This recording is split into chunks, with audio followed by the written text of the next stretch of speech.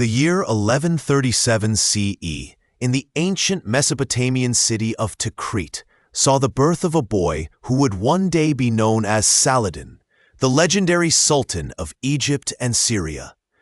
This city, perched on the western bank of the Tigris River, was already ancient even then, its sun-baked mud brick walls whispering tales of empires long past.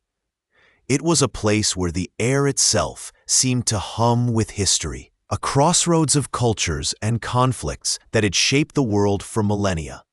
For the young Yusuf ibn Ayyub, as he was named, Tikrit was more than just a birthplace. It was the initial canvas upon which the early strokes of his extraordinary life would be painted. His family, the Ayyubids, were not native to Tikrit, but had roots in Armenia, a fact that perhaps lent them an outsider's perspective, a keen adaptability born of migration. They were Kurds, a people known for their martial prowess and fierce independence, often serving as loyal yet distinct elements within the larger Islamic caliphates. Saladin's father, Najm-ad-Din Ayyub, and his uncle Shirkuh were prominent military commanders in the service of Imad ad-Din Zengi, the powerful Seljuk Atabeg of Mosul. This was a time of fragmented power across the Islamic world, where ambitious regional rulers carved out their own domains from the decaying fabric of the once mighty Abbasid Caliphate. Zengi, a formidable figure, was at the forefront of the Muslim resistance against the burgeoning Crusader states established in the Levant. The Ayyubid family's military background was not merely a profession, it was their very essence, a legacy passed down through generations. Saladin grew up immersed in this world of strategy, discipline, and the clang of steel. While Tikrit itself was relatively peaceful during his earliest years, the broader political landscape was anything but. The First Crusade had ended less than 40 years before his birth, leaving a string of Latin Christian strongholds along the Syrian coast, a constant thorn in the side of Muslim rulers. This geopolitical tension would have been the backdrop to every conversation, every lesson, every aspiration within the Ayyubid household. One might imagine the young Saladin, not yet Yusuf, listening intently as his father and uncle recounted tales of campaigns, of sieges, of the intricate dance of diplomacy and warfare. Perhaps he would trace maps in the dust with a stick, envisioning the movements of armies, or practice with a wooden sword, mimicking the drills he observed his elders performing. However, unlike many of his contemporaries born into military families, Saladin was not initially drawn to the martial life. Early accounts suggest he preferred scholarly pursuits, immersing himself in religious texts, poetry, and the study of the Quran. This intellectual bent, often overlooked in the narrative of the great warrior, was a crucial element in his development. It fostered a keen intellect, a deep understanding of Islamic law and ethics, and perhaps a more nuanced perspective on leadership than pure military might alone could offer. Historians still debate the extent of Saladin's early education and the precise influences that shaped his character during these formative years. Some argue that his religious studies instilled in him the profound sense of justice and piety that would later define his rule, while others emphasize the pragmatic lessons learned from observing his father and uncle navigate the treacherous political landscape of the Zengid court. It's likely a combination of both, a synthesis of spiritual aspiration and worldly acumen. His early life was a blend of the quiet contemplation of a scholar and the inescapable reality of a family deeply embedded in the turbulent military affairs of the age. A lesser-known detail from this period is the story of his family's departure from Tikrit. When Saladin was still a young boy, perhaps around 7 years old, his father, Najm-ad-Din Ayyub, was serving as the castellan of Tikrit for Zengi. During this time, a dispute arose with a local official, and in the ensuing conflict, Najm ad-Din's brother, Shirkuh, killed the official. This act forced the Ayyubid family to flee Tikrit overnight, seeking refuge in Mosul, where Zengi himself was based. This sudden, dramatic upheaval, the loss of their home, and the uncertainty of their future must have left a lasting impression on the young Saladin. It was a harsh lesson in the capriciousness of power and the ever-present dangers lurking beneath the surface of apparent stability. This incident, while seemingly a setback, actually brought the Ayyubids closer to the very heart of Zengid power, positioning them for future advancement. In Mosul, under the direct patronage of Zengi, the Ayyubid brothers continued to rise through the ranks. Najm ad-Din Ayyub eventually became the governor of Baalbek and later Damascus, key cities in Zengi's expanding domain. This period of relocation and ascent exposed Saladin to different urban centers, different administrative challenges, and a broader array of people and ideas. He would have witnessed firsthand the machinery of governance, the complexities of managing diverse populations, and the constant vigilance required to maintain control in a volatile region. These experiences, far removed from the quiet scholarly pursuits he initially favored, were nevertheless invaluable in preparing him for the immense responsibilities he would one day bear. His uncle, Shirkuh, in particular, became a significant figure in Saladin's early military training. Shirkuh was a renowned warrior, known for his courage, his strategic mind, and his unwavering loyalty. It was under Shirkuh's tutelage that Saladin began to reluctantly embrace the military arts. While he might have preferred the quiet contemplation of a mosque courtyard, the demands of his family and the expectations of his lineage gradually pulled him towards the battlefield. Shirkuh likely taught him the practicalities of command, the logistics of campaigning, and the art of siege warfare. Perhaps these lessons, initially undertaken out of duty, slowly began to reveal their own intellectual challenges, their own forms of strategic problem-solving that appealed to Saladin's sharp mind. The political landscape of the Near East in the mid-12th century was a complex tapestry of shifting alliances and constant warfare. The Zengid dynasty, under Zengi and later his son Nur ad-Din, aimed to unite the fragmented Muslim territories and drive out the Crusader states.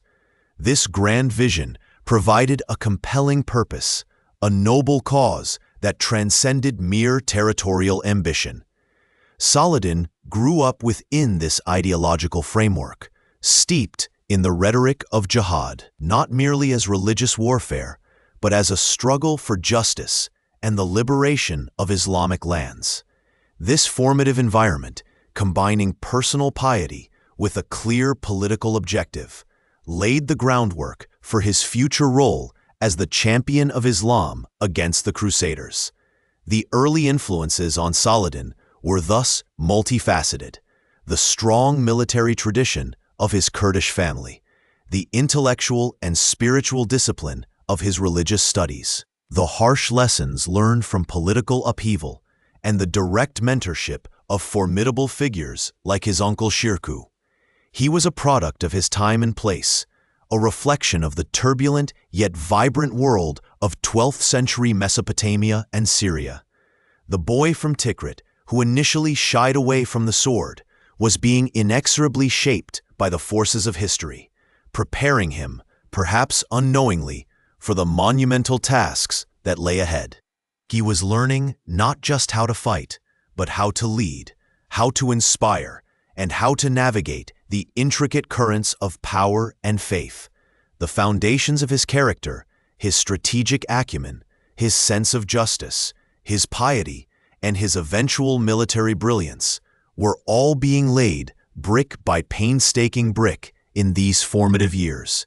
It was a slow, deliberate process, much like the patient construction of the ancient cities he grew up in. Each layer adding to the strength and resilience of the structure that would eventually stand tall against the tides of history. If you're enjoying this, liking and subscribing truly helps and is much appreciated. The sun, a persistent painter, began to etch the contours of a new dawn across the Syrian landscape, its light finding the young Ayyubid Yusuf ibn Ayyub as he navigated the bustling thoroughfares of Damascus. This was not the Damascus of his childhood, the one he had known in the quiet corners of Baalbek or the martial training grounds of his youth. This was a city under the firm yet benevolent hand of Nur al-Din Zangi, a ruler whose piety was as legendary as his military prowess. Nur al-Din, the son of Zangi, had inherited a fragmented legacy, but possessed the vision to unite the disparate Muslim territories against the encroaching Frankish states. His court in Damascus was a vibrant tapestry of scholars, jurists, and military minds, all drawn to his singular purpose: jihad against the Crusaders. Yusuf, though still in his early 20s, was no stranger to this world. His uncle Shirkuh, a formidable general in Nur al-Din's service, had brought him to Damascus, effectively introducing him to the crucible where his future would be forged. Shirkuh, a man of imposing stature and even more imposing will, saw in his nephew not just a kinsman, but a keen intellect and a nascent strategic mind. It was under Shirkuh's direct tutelage that Yusuf, soon to be known by his laqab, Saladin, would begin his true education in the art of war and governance. Damascus itself was a lesson. Its ancient walls, weathered by centuries of wind and dust, enclosed a city that hummed with life. The scent of spices from the souks mingled with the aroma of freshly baked bread, and the murmur of countless conversations formed a constant, low hum. Here, Saladin observed the intricacies of administration, the delicate balance of power between various factions, and the meticulous planning required to sustain a city and its armies. Nur al-Din, unlike many rulers of his time, was known for his personal austerity and his deep commitment to justice. He would often sit in open court, listening to the grievances of the common folk, a practice that deeply impressed the young Saladin. This was leadership not merely by force, but by moral authority and diligent service. Saladin's initial roles were not glamorous. He served as an aide to his uncle, learning the logistics of military campaigns, the provisioning of troops, and the careful management of resources. He would have spent countless hours in the Diwan, the administrative offices, observing scribes and accountants, understanding the flow of revenue and expenditure. He was a quiet observer, absorbing every detail, every nuance of Nur al-Din's sophisticated statecraft. He saw firsthand how Nur al-Din cultivated alliances, not just through military might, but through diplomacy and shared religious conviction. The ruler understood that the fight against the Crusaders required not just soldiers, but a united front of hearts and minds. One of the lesser-known aspects of Saladin's early career was his immersion in religious scholarship. While his family was primarily military, Saladin possessed a profound intellectual curiosity. He studied Islamic law, theology, and history, often engaging in discussions with the many scholars who frequented Nur al-Din's court. This intellectual grounding would later provide him with a deep understanding of the moral and spiritual dimensions of his future campaigns, allowing him to articulate his vision in terms that resonated deeply with the Muslim populace. It was not just a strategic advantage, but a personal conviction that shaped his worldview. Perhaps these scholarly debates, held in dimly lit chambers, sharpened his rhetorical skills and honed his ability to persuade and inspire. The first significant military expeditions that Saladin participated in were those led by his uncle, Shirkuh, into Egypt. Egypt, then under the Fatimid Caliphate, was a rich prize, but also a complex political landscape. The Fatimids, a Shiite dynasty, were weakened by internal strife and external threats, including the Crusaders who eyed their fertile lands. Nur al-Din, ever strategic, saw an opportunity to bring Egypt into the Sunni fold and create a powerful unified front against the Franks. The first expedition to Egypt in 1164 was a grueling affair.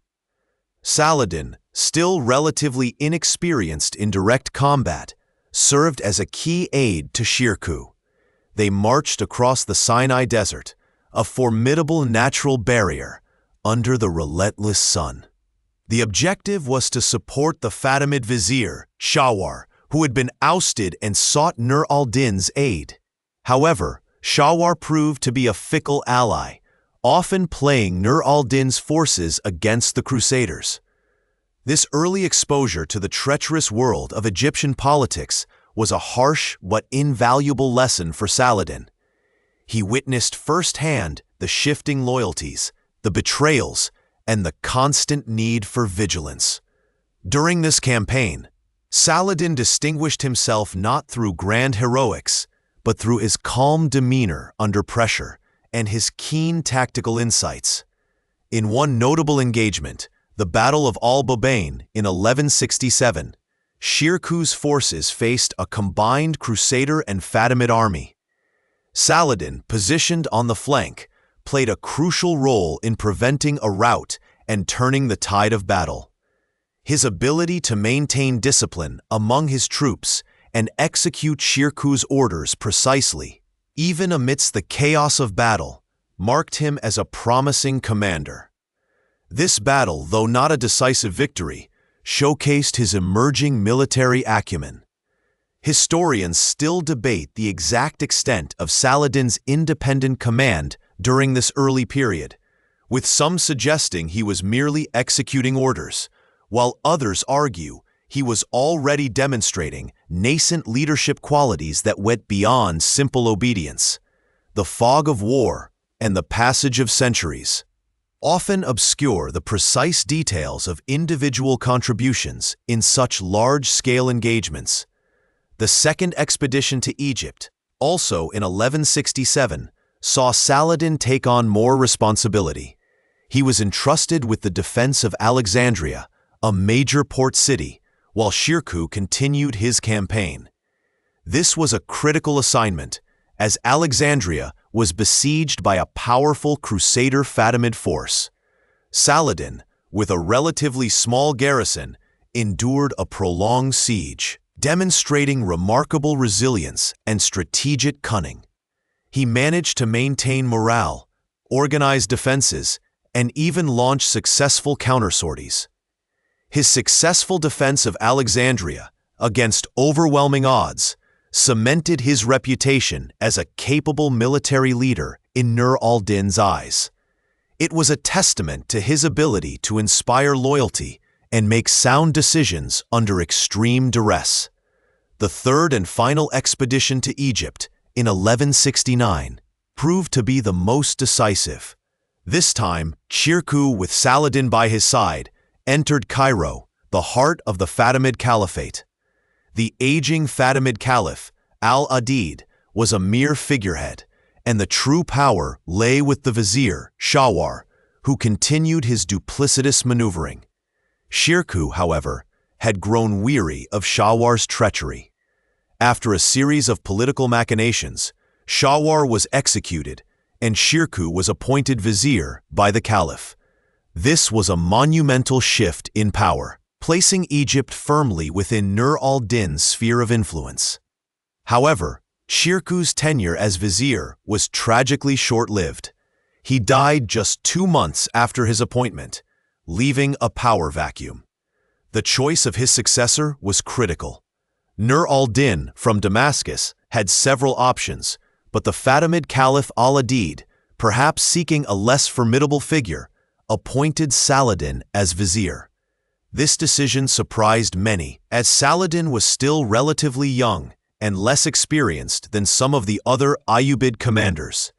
Yet his proven loyalty to Shirkuh, his administrative skills, and his successful defense of Alexandria likely played a role.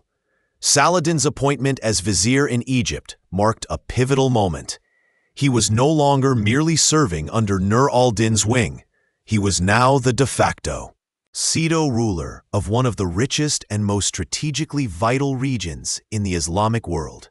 His new position brought immense challenges.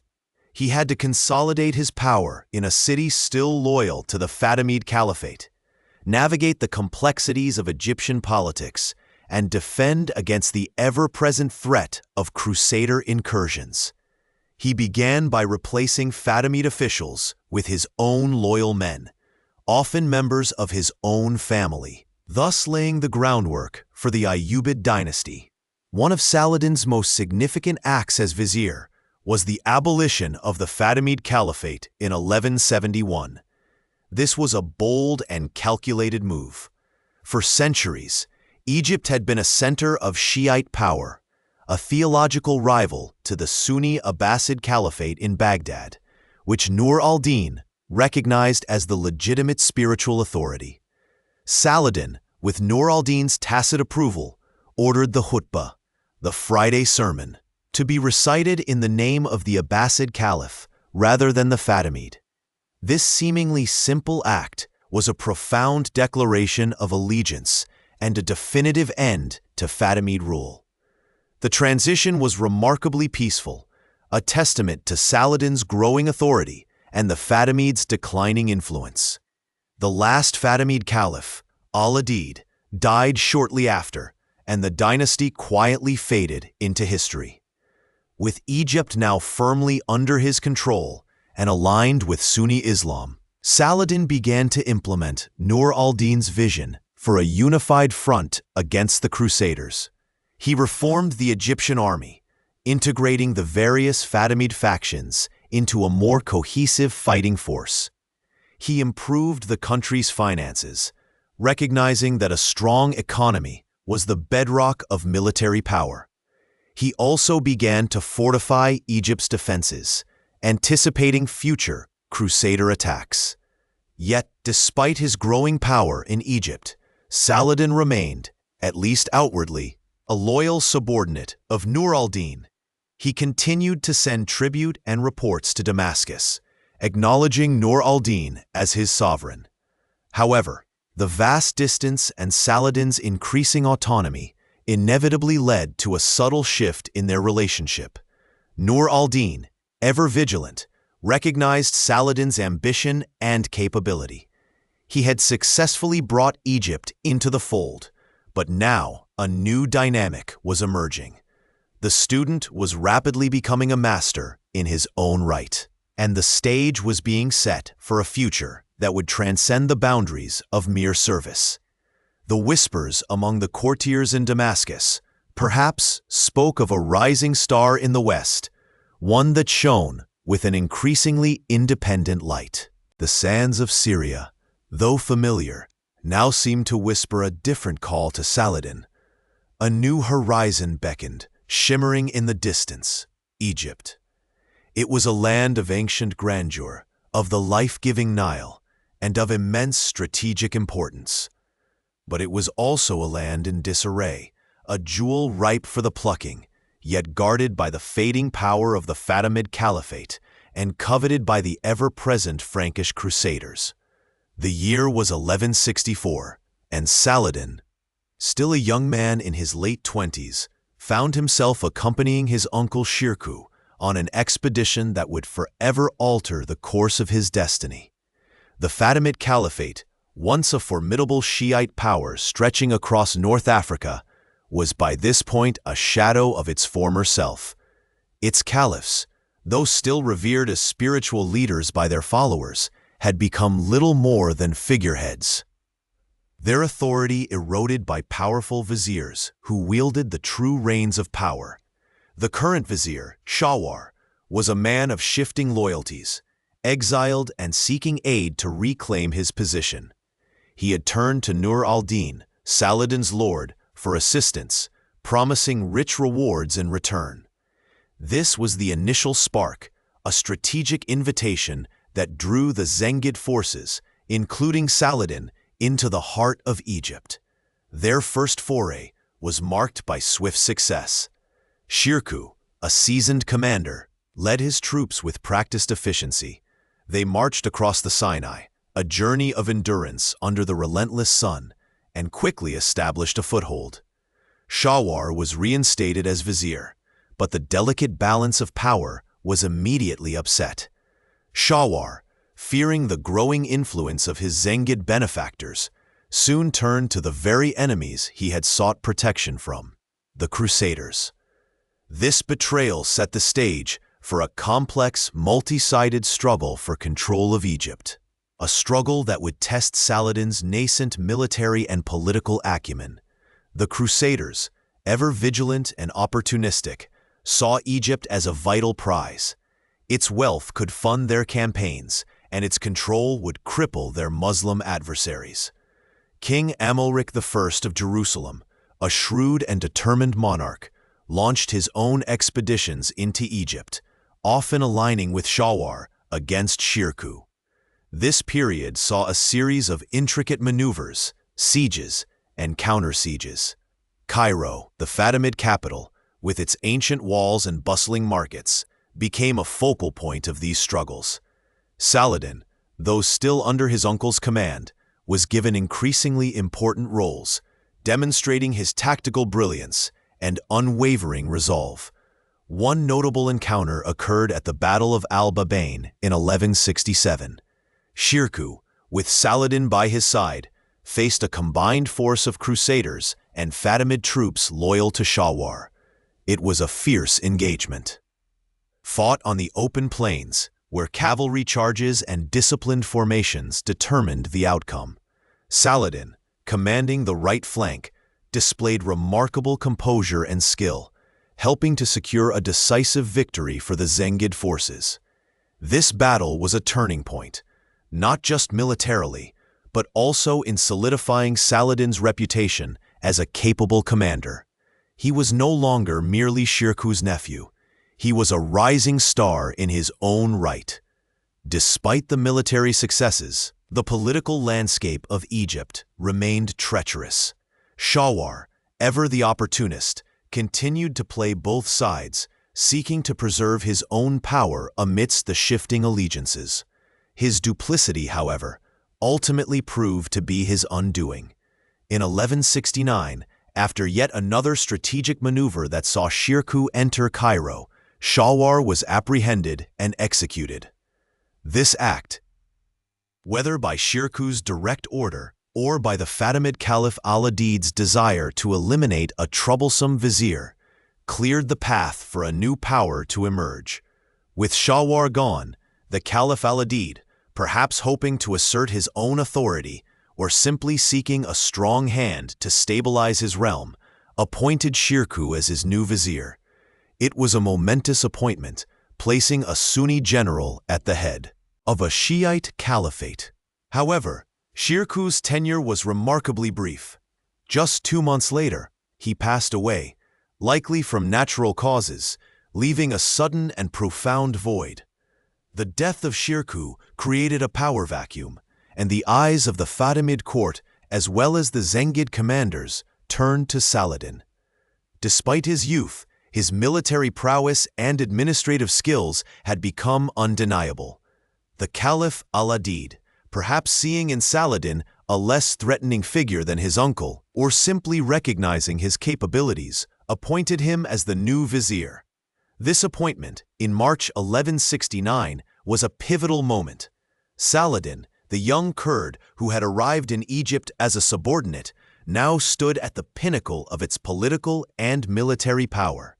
The consolidation of power in Cairo was not a simple task. Saladin faced immediate challenges: The Fatimid court was rife with intrigue, and many within the traditional Shiite establishment viewed this young Sunni vizier with suspicion and resentment. There were plots against his life and attempts to undermine his authority. He had to navigate these treacherous waters with cunning and firmness. One of his first actions was to bring his family members and trusted lieutenants from Syria to Egypt, strengthening his inner circle and creating a loyal power base. He also began to replace Fatimid officials with his own appointees, slowly but steadily transforming the administration. One of the most significant challenges was the lingering presence of the Crusaders.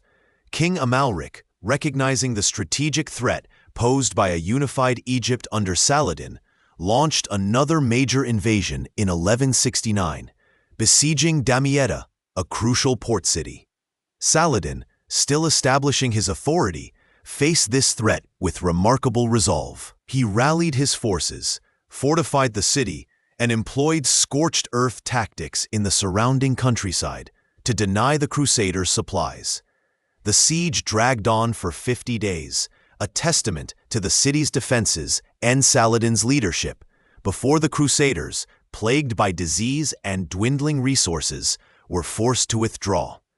This successful defense further cemented Saladin's authority and demonstrated his ability to protect Egypt from external threats. With the immediate Crusader threat repelled, Saladin turned his attention to the internal transformation of Egypt. His ultimate goal was to reintegrate Egypt into the Sunni fold and align it with Nur al-Din's broader vision of a unified Muslim front against the Crusaders.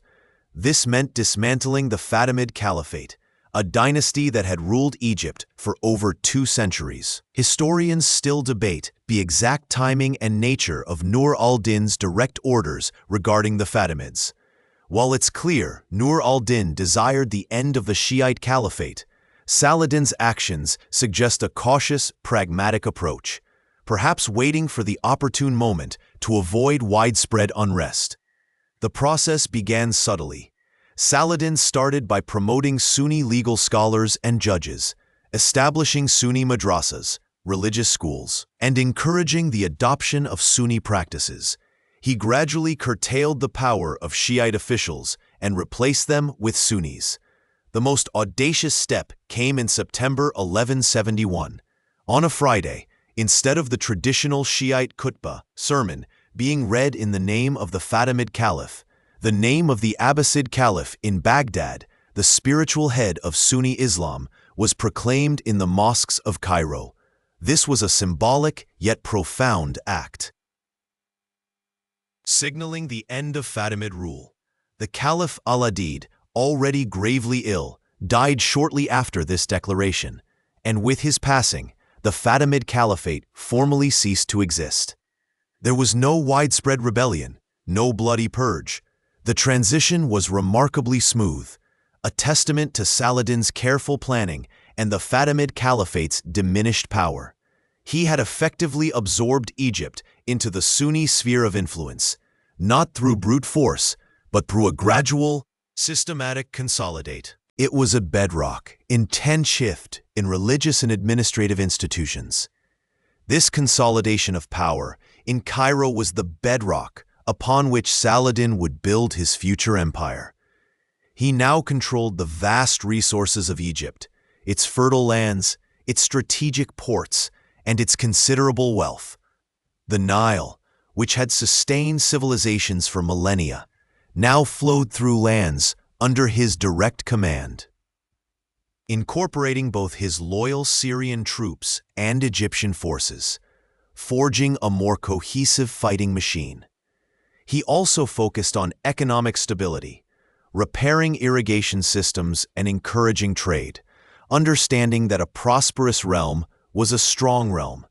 Yet, even as he solidified his hold on Egypt, Saladin remained nominally a subordinate of Nur al-Din.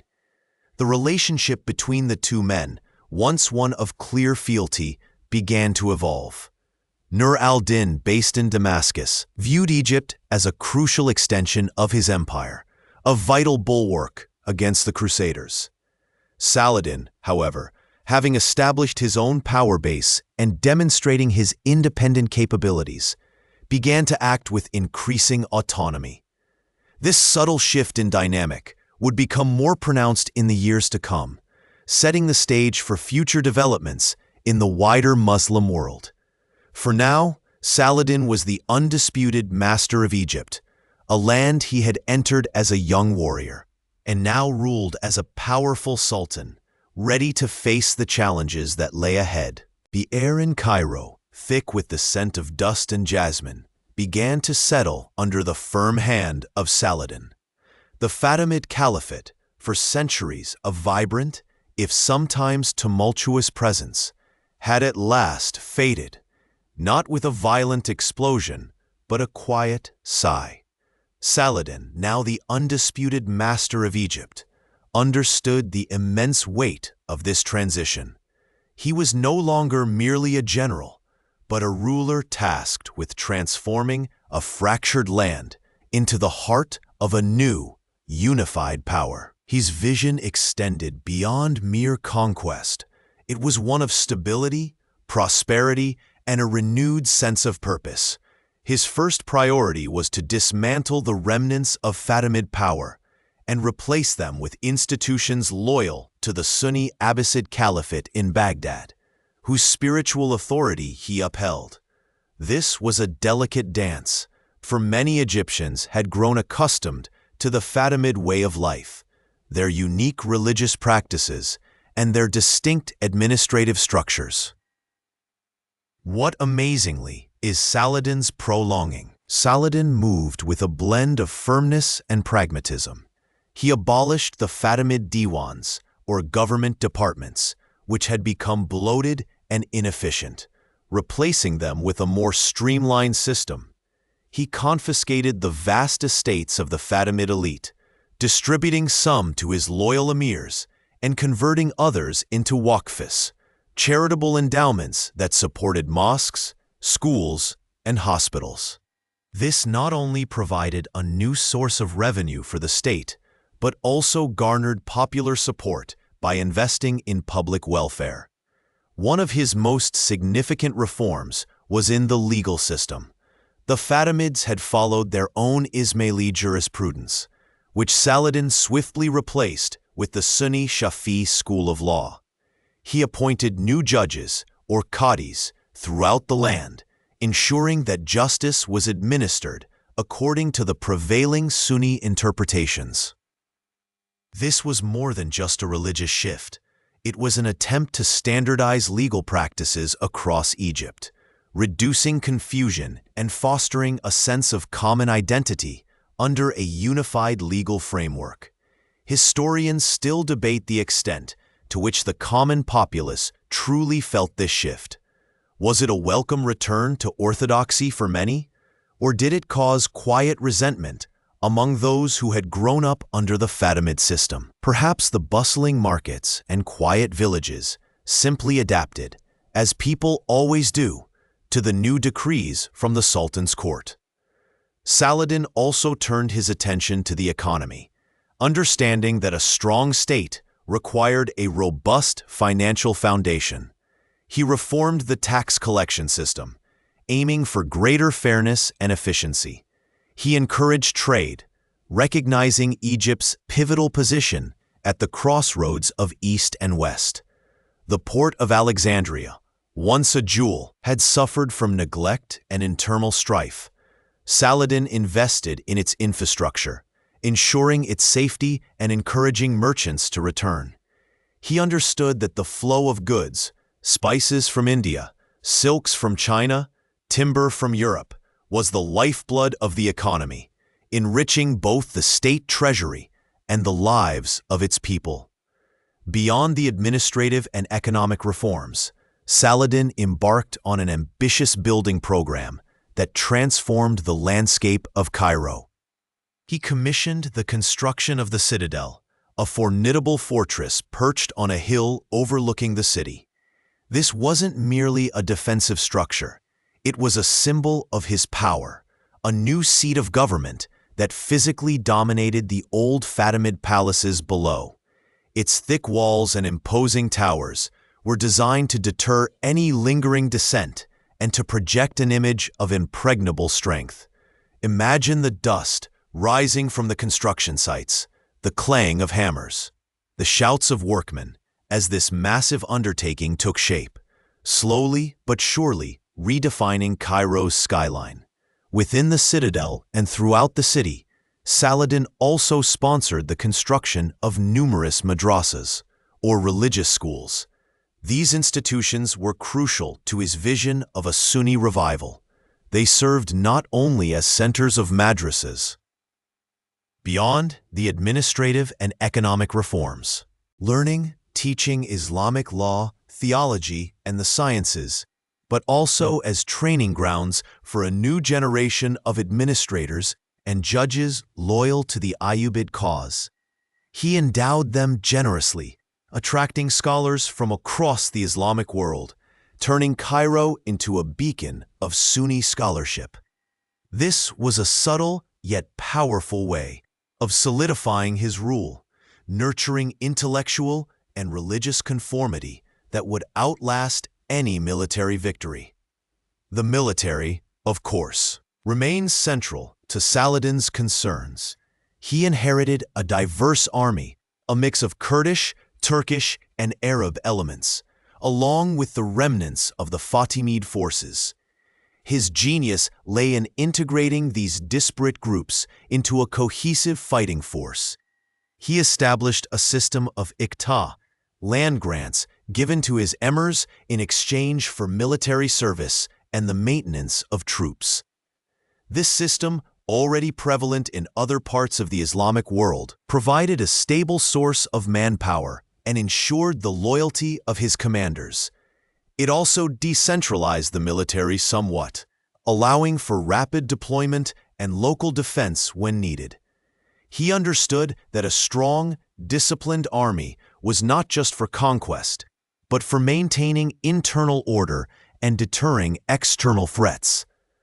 One fascinating, lesser-known detail of Saladin's reforms in Egypt was his effort to revive the ancient irrigation systems along the Nile. For centuries, the prosperity of Egypt had depended on the annual flooding of the river, but the intricate network of canals and dikes required constant maintenance. Under the later Fatimids, some of these had fallen into disrepair, leading to diminished agricultural yields in certain areas. Saladin recognized the fundamental importance of agriculture to Egypt's wealth and stability. He ordered the clearing of silted canals, the repair of old dikes, and the construction of new ones. This was a massive logistical undertaking, requiring significant labor and resources, but it underscored his commitment to the long-term well-being of the land and its people. The very pulse of Egypt, the life-giving Nile, was brought back into fuller service, ensuring bountiful harvests that would feed his growing population and support his military campaigns. The establishment of the Ayyubid dynasty in Egypt was not merely a change of ruling family. It was a profound transformation of the country's identity and its place in the wider Islamic world. Saladin, a Kurd from Tikrit, managed to forge a powerful Sunni state in the heart of what had been a Shiite stronghold. He did so by skillfully weaving together military strength, administrative reform, economic development, and religious patronage. He understood that true power lay not just in the sword, but in the hearts and minds of the people, and in the enduring institutions he built. His rule in Egypt laid the foundation for the Ayyubid dynasty, which would govern the region for nearly a century, shaping its culture, politics, and economy. The stability he brought allowed Egypt to flourish, becoming a major center of trade, learning, and Islamic art. The Cairo we know today, with its citadel and its ancient madrasas, still bears the imprint of Saladin's vision. He was not just a conqueror, he was a builder, a reformer, and a unifier whose efforts transformed Egypt into the strategic and economic powerhouse it would become on the struggle against the Crusader states.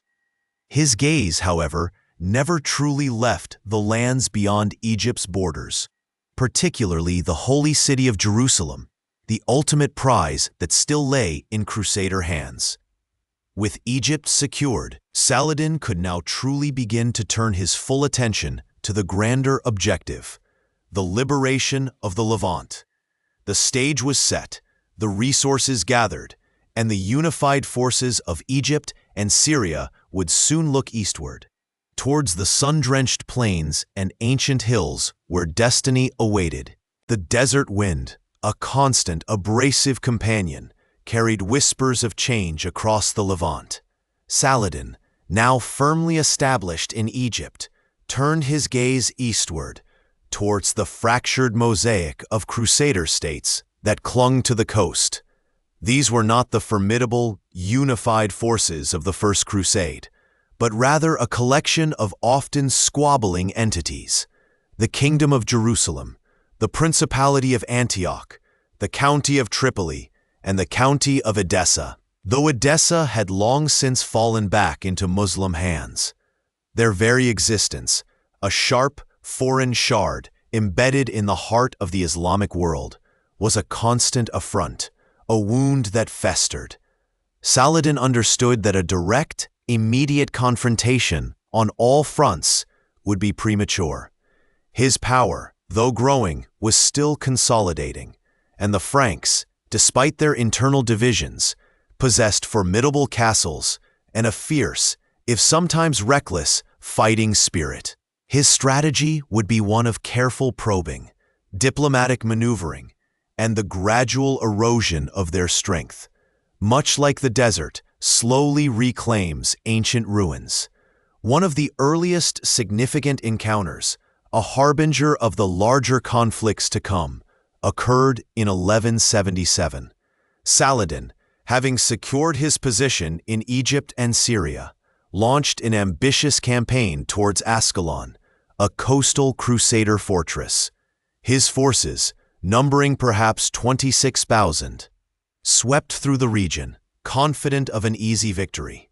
However, the young King Baldwin IV of Jerusalem, despite suffering from leprosy, proved to be a surprisingly tenacious opponent.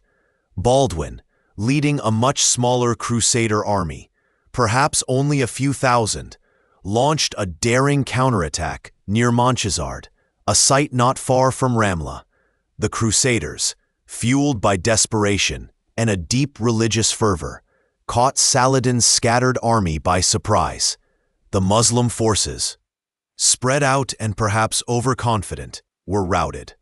Saladin himself narrowly escaped, fleeing on a swift dromedary. This defeat, though a temporary setback, was a harsh lesson for Saladin, reminding him that even a seemingly weaker foe could inflict significant damage if underestimated. It taught him the value of discipline and the dangers of overextension. Following Monchazard, the dance between Saladin and the Crusaders became more intricate, a series of thrusts and parries, not always culminating in pitched battles.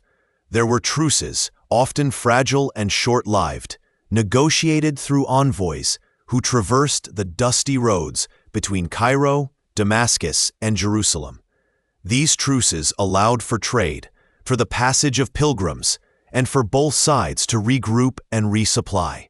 Yet beneath the veneer of uneasy peace, a constant state of tension simmered. Raids were common, cattle rustled, villages plundered, and the borderlands remained a dangerous, contested space. One particularly troublesome figure for Saladin was Reynaud of Chatillon, a Crusader lord infamous for his audacious and often brutal acts. Reynaud, based in the formidable castle of Kerak, controlled vital trade routes that passed through the Transjordan region. He was a man driven by ambition and a deep-seated animosity towards the Muslims. In 1181, Reynaud broke a truce by attacking a Muslim caravan near Kerak, seizing goods and imprisoning pilgrims. This was a direct provocation, an insult to Saladin's authority, and a blatant disregard for the fragile peace. Saladin, incensed, launched punitive expeditions against Kerak, though the fortress itself proved impregnable to his early attempts. Reynald's most audacious act came in 1182, when he launched a fleet of ships in the Red Sea, intending to raid Mecca and Medina, the holiest cities of Islam. This was an unprecedented move, a deep penetration into the heartland of Saladin's power. Though the expedition was ultimately thwarted by Saladin's brother, al-Adil, who commanded the Egyptian fleet, the sheer audacity of Reynald's plan sent shockwaves through the Muslim world. It underscored the existential threat posed by the Crusaders and galvanized support for Saladin's eventual campaign to drive them out.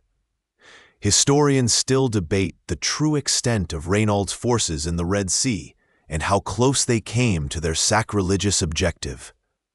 Some argue it was a desperate gamble by a man on the fringes, while others see it as a calculated attempt to destabilize Saladin's rear.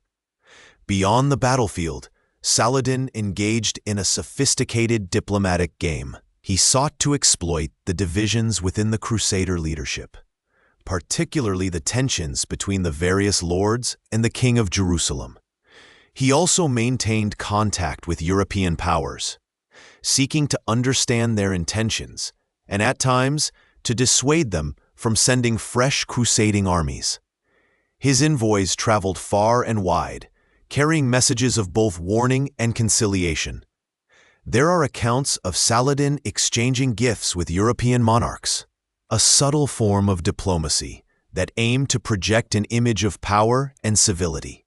He also cultivated relationships with various Muslim rulers, even those who were initially wary of his growing power.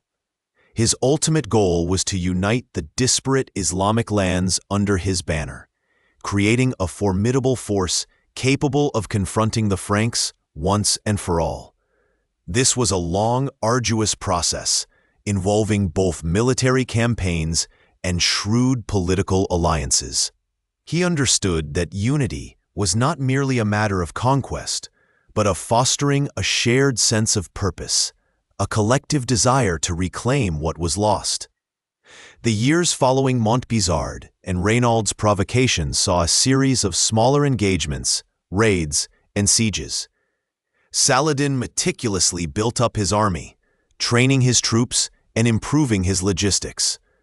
He recognized the importance of naval power, establishing shipyards in Egypt to counter the Crusader fleets that controlled the Mediterranean coast. He also invested in siege engines, understanding that the formidable Crusader castles would not fall easily. One lesser-known detail from this period is the occasional, almost casual, interaction between the two sides. Despite the constant warfare, there were instances of chivalry and even mutual respect. Knights from both sides would sometimes meet under flags of truce to exchange prisoners or to discuss terms of surrender. There are tales of Saladin sending ice to Baldwin IV when the ailing king was suffering from fever, a gesture that, whether true or apocryphal, speaks to the complex human relationships that existed beneath the surface of religious conflict. These moments, fleeting as they were, offered glimpses of a shared humanity. Even amidst the bitter struggle for land and faith, perhaps these small acts of courtesy were a silent acknowledgement of the strength and resilience of their respective opponents, a subtle nod to the shared warrior code that transcended religious divides. The diplomatic landscape was further complicated by the arrival of new figures from Europe. The Knights Templar and the Knights Hospitaller, powerful military orders, exerted significant influence within the Crusader states. These orders, fiercely committed to the defense of the Holy Land, often acted independently of the King of Jerusalem, sometimes undermining attempts at peace. Their fanatical zeal and their formidable castles, like the Crac de Chevaliers, presented a significant challenge to Saladin's ambitions. He understood that to defeat the Franks, he would have to contend with these highly disciplined and motivated fighting forces. The year 1187 would prove to be a turning point, a culmination of Saladin's patient strategy and the Crusaders' escalating provocations. Raynald of Chatillon, once again, played a pivotal role in igniting the final conflagration. In late 1186 or early 1187, he launched another raid on a large Muslim caravan, traveling from Cairo to Damascus. This caravan, unlike previous ones, contained not only valuable goods, but also Saladin's sister and other prominent Muslim women. This was the ultimate insult, a violation of all norms of engagement, and a direct challenge to Saladin's honor and authority. Saladin, his patience exhausted, sent an ultimatum to King Guy of Lusignan, who had succeeded Baldwin IV. He demanded the release of the prisoners and the return of the stolen goods. Guy, under pressure from Raynald and other hardliners, refused. The stage was set. The years of skirmishes, diplomatic overtures, and simmering tensions had finally reached their boiling point. Saladin, having meticulously prepared his forces and united a significant portion of the Muslim world under his leadership, was ready to deliver the decisive blow. The Crusader states, fragmented and often at odds with each other, stood on the precipice of their greatest challenge. The desert wind, which had long carried whispers of conflict, now roared with the sound of gathering armies, a prelude to the earth-shattering clash that would determine the fate of the Holy Land. The fragile peace, woven thread by thread through years of uneasy coexistence, began to fray in the late 1170s. The air over the Holy Land, once thick with the scent of olive groves and the distant murmur of prayers, now carried the subtle tang of iron and the rising hum of anticipation. Saladin, having consolidated his power in Egypt and Syria, turned his gaze increasingly towards the Latin kingdom of Jerusalem. His ambition was not merely territorial, it was a deeply held spiritual conviction to reclaim Jerusalem for Islam, a city sacred to all three Abrahamic faiths.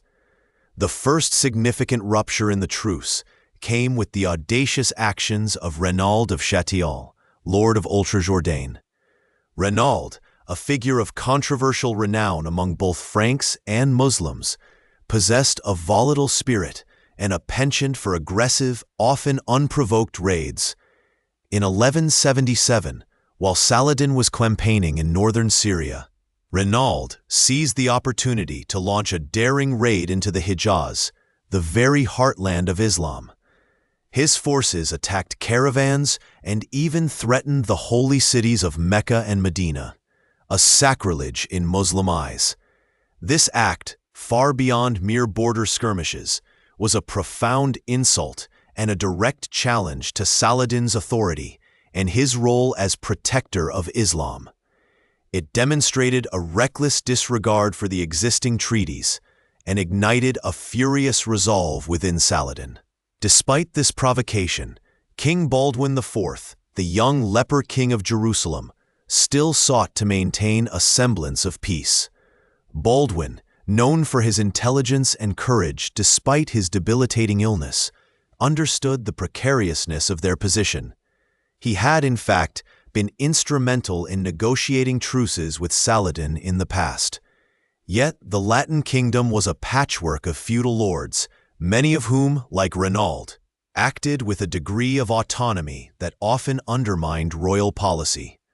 The years that followed were punctuated by a series of raids and counter-raids, each one chipping away at the foundation of stability. Saladin, ever the strategist, patiently built his strength, training his formidable cavalry and consolidating his supply lines. He understood that a direct assault on the heavily fortified Crusader castles would be costly and protracted. His strategy was to wear down the Franks, to exhaust their resources, and to draw them out into open battle where his superior cavalry could be decisive. One of the most significant engagements before Hattin was the Battle of Montgizard in 1177. Saladin, believing Baldwin's forces to be weak and dispersed, launched a major invasion into the Latin kingdom. However, Baldwin, despite his youth and illness, proved to be a brilliant tactician. He gathered his forces, including the Knights Templar, and surprised Saladin's much larger army near Ramla. The ensuing battle was a stunning Frankish victory, with Saladin's army suffering heavy losses and Saladin himself narrowly escaping. This defeat was a bitter pill for Saladin, but it also served as a valuable lesson, reinforcing his cautious approach and his determination to choose the battlefield on his own terms. The fragile truce was again shattered in 1182 by another of Renaud's audacious acts. He launched a small fleet of ships on the Red Sea, attacking Muslim shipping and pilgrim caravans. This was an unprecedented move, extending the conflict far beyond the traditional land borders. Renaud even dared to attack Idhab, an Egyptian port, and attempted to raid Mecca. Saladin, incensed by this repeated defiance and sacrilege, vowed to personally execute Renaud should he ever capture him. This incident cemented Renaud's reputation as an irredeemable enemy in Saladin's eyes, and further fueled the Sultan's desire for a decisive confrontation. The political landscape within the Latin kingdom was also shifting. Baldwin IV, his health rapidly deteriorating, faced the grim reality that he would not live much longer. The question of succession loomed large, creating internally lull, divisions, and power struggles among the Frankish nobility. His chosen heir, Baldwin V, was a sickly child, and the regency was a contested prize.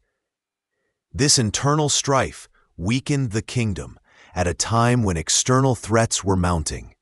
Upon Baldwin IV's death in 1185, his young nephew, Baldwin V, briefly ascended the throne, but he too succumbed to illness the following year. This left the kingdom in a perilous state. The throne was then claimed by Guy of Lusignan, Baldwin IV's brother-in-law, and his wife Sibylla, Baldwin IV's sister. Guy, a relative newcomer to the Holy Land and lacking the deep understanding of its politics that Baldwin IV possessed, was seen by many as a weak and indecisive leader. His ascension alienated powerful factions within the kingdom, notably Raymond III of Tripoli, one of the most influential and experienced Crusader lords, who had himself aspired to the regency or even the crown. The ascension of Guy of Lusignan marked a critical turning point. Unlike Baldwin IV, Guy was more easily swayed by the hawkish elements within the Crusader leadership, particularly Reynaud of Châtillon and Gerard de Riedfort, the Grand Master of the Knights Templar. These men advocated for a more aggressive stance against Saladin, viewing his growing power with alarm and believing that only a decisive military victory could secure the kingdom. Historians still debate whether Guy's decisions were born of genuine conviction, a lack of political acumen, or simply a desperate attempt to assert his authority in a kingdom rife with internal dissent. Perhaps he was simply overwhelmed by the enormity of the challenge and the conflicting advice he received. In 1187, Reynaud of Châtillon once again provided the spark that ignited the final conflagration. He attacked a large Muslim caravan traveling from Egypt to Damascus, seizing its goods and imprisoning its travelers, despite the existence of a truce between Saladin and the Latin kingdom. Saladin, outraged by this blatant breach of faith and the repeated provocations, sent an ultimatum to King Guy, demanding the release of the prisoners and the return of the goods. Guy, under pressure from Reynaud and Gerard de Riedfort, refused. This act, more than any other, sealed the fate of the Latin kingdom. Saladin, his patience exhausted, declared his intention to launch a full-scale invasion aimed at the heart of the Crusader states. The stage was set. Saladin meticulously prepared his forces, gathering a vast army from across his domains, including Egypt, Syria, and Mesopotamia. His forces were well-trained, highly motivated, and equipped with a sophisticated understanding of desert warfare. He knew the terrain, the heat, and the scarcity of water would be his allies against the Frankish heavy cavalry, accustomed to the cooler climes of Europe. The Latin kingdom, despite its internal divisions, understood the gravity of the threat. King Guy issued a general summons, calling upon all available forces to assemble. The True Cross, the most sacred relic of the Crusader states, believed to contain fragments of the cross on which Jesus was crucified, was brought forth from Jerusalem to accompany the army, a powerful symbol meant to inspire divine protection and unity among the disparate Frankish lords. The Crusader army, a formidable force in its own right, consisted primarily of heavily armored knights, supported by infantry and archers. They were renowned for their disciplined charges and their formidable defensive formations. However, they were fewer in number than Saladin's host, and crucially, they were dependent on water sources, a critical vulnerability in the scorching summer heat of the Galilean hills. Saladin's strategy was clear: draw the Crusader army away from their fortified positions and into a battle on his terms, preferably in a waterless region. He launched a feint attack on Tiberias, a city on the Sea of Galilee, knowing that Raymond III of Tripoli's wife, Esheva, was trapped within its walls. Raymond, despite his deep animosity towards Guy, argued against marching to Tiberias, recognizing Saladin's trap. He advocated for a defensive strategy, remaining near their water sources and forcing Saladin to attack their prepared positions. However, Guy, influenced by Reynaud and Gerard de Riedfort, overruled Raymond. Gerard, in particular, accused Raymond of cowardice and even treachery, poisoning the atmosphere with mistrust. On July 3, 1187, the Crusader army, estimated to be around 20,000 strong, including 1,200 knights, began its fateful march from Sepphoris, a well-watered camp, towards Tiberias, a grueling journey of over 15 miles through arid, rocky terrain.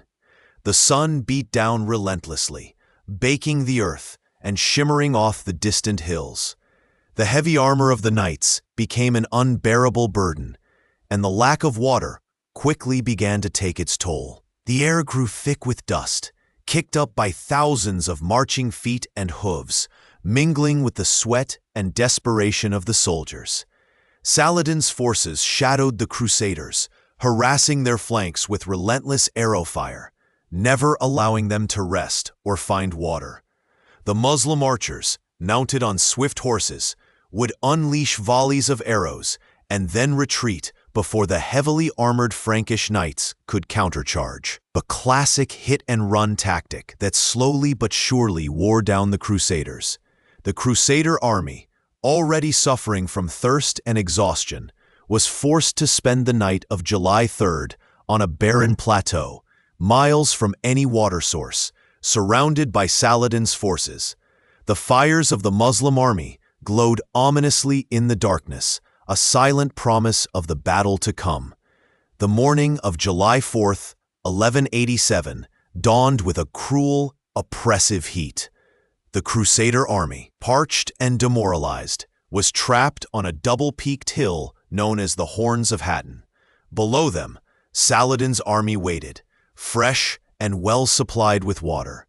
The Crusaders, desperate for water, made a final, valiant push towards the Sea of Galilee, but their efforts were futile. Saladin had set the perfect trap, and the Crusaders had walked directly into it. The lack of water, more than any tactical brilliance, became the primary weapon in Saladin's arsenal. Some accounts even speak of Saladin's men deliberately setting brush fires to add to the Crusaders' misery, choking them with smoke and heat. The battle itself was a brutal, desperate affair. The Crusader knights, weakened by thirst, could not execute their renowned charges with their usual force. Their infantry, exhausted and demoralized, began to break ranks. The true cross, held aloft as a beacon of hope, became a focal point of the fighting, with both sides desperate to capture or protect it. The Crusaders, despite their dire circumstances, fought with incredible courage, but their efforts were ultimately in vain. The sheer numbers of Saladin's army, combined with the debilitating effects of thirst and heat, proved insurmountable. By the end of the day, the Crusader army was utterly annihilated. Thousands were killed, and many more were captured. Among the captives were King Guy of Lusignan, Raynald of Châtillon, Gerard de Ridefort, and the revered relic of the True Cross. Saladin, true to his vow, personally executed Raynald of Châtillon, offering him water first as a gesture of courtesy before striking him down, a stark demonstration of his unwavering resolve. He spared King Guy, famously telling him, "Kings do not kill kings." The Battle of Hattin was not merely a defeat. It was a catastrophe for the Latin kingdom of Jerusalem. It effectively destroyed their field army, leaving the Crusader states virtually defenseless. The fall of Jerusalem, the ultimate prize, was now an inevitable consequence. The road to Hattin had been paved with a series of escalating provocations, internal divisions, and strategic miscalculations, culminating in a devastating defeat that would forever alter the course of the Crusades and the history of the Holy Land. The echoes of that desperate day, the cries of the thirsty soldiers, and the triumphant shouts of Saladin's army would reverberate through the ages, a testament to the brutal realities of medieval warfare and the profound impact of a single decisive battle. The summer sun of 1187 beat down on the parched earth of the Levant, a relentless golden hammer forging the destiny of nations. Saladin, the Sultan of Egypt and Syria, stood poised, his gaze fixed upon the ancient city that had beckoned Crusader and Caliph alike for centuries, Jerusalem. The triumph at Hattin had shattered the Crusader armies, leaving the Frankish strongholds vulnerable, like scattered pearls on a broken string. Acre, Sidon, Beirut, Jaffa, and Ascalon had fallen in swift succession, each conquest a testament to the Sultan's strategic brilliance and the unwavering loyalty of his forces. Now, only Jerusalem remained, a glittering prize, a sacred heart for three great faiths. Within its walls, a desperate defense was being mounted. Balian of Ibelin, a seasoned knight who had miraculously escaped the carnage of Hattin, had been permitted by Saladin himself to enter the city to retrieve his wife and children, on the solemn oath that he would not take up arms against the Sultan. Yet, upon his arrival, the citizens, a desperate mix of Latin Christians, Orthodox Christians, and a few remaining Muslims, implored him to lead their defense. The patriarch, Heraclius, even absolved him of his oath, declaring that the defense of such a holy city superseded any personal vow. Balian, torn between honor and duty, chose the latter, recognizing the immense symbolic weight of Jerusalem's fate. He found a city ill-prepared for a siege, its regular garrison decimated at Hattin, its population swollen with refugees, and its morale wavering. Saladin, however, approached Jerusalem with a blend of military precision and profound reverence. He understood that this was no ordinary city. It was Al-Quds, the Holy, a place where the Prophet Muhammad was believed to have ascended to heaven, a city that held the Dome of the Rock, a structure of immense spiritual significance to Islam. His initial approach on September 20th, 1187, was from the western side, near the David's Tower, a formidable bastion.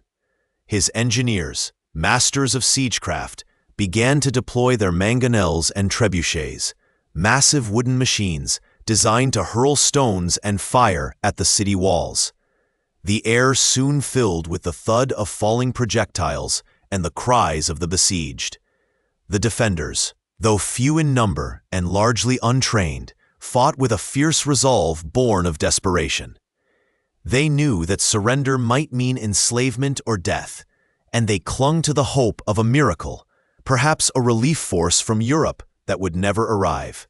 Balian organized the defense with what little he had, even knighting young squires and burghers to bolster the ranks of the nobility. He ordered the melting down of church silver to mint coins, a desperate measure to pay for mercenaries and supplies. Saladin, ever the pragmatist, shifted his attack after a few days. The western walls, though strong, were heavily defended.